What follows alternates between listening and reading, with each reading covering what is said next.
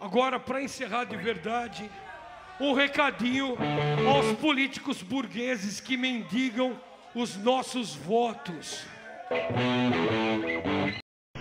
O senhor ou a senhora aceita assumir neste momento o compromisso de cumprir integralmente o seu mandato na prefeitura e recomendar ao eleitor que, se isso ocorrer, o não cumprimento do mandato, não vote mais no senhor ou na senhora.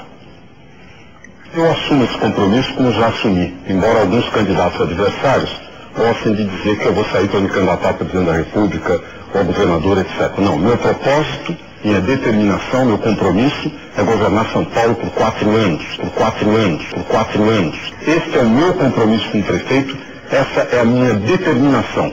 E isso eu farei caso seja eleito durante 4 anos. E se o senhor não fizer, o senhor recomendará esse centro eleitor que não vote, Está assumindo o compromisso nos termos que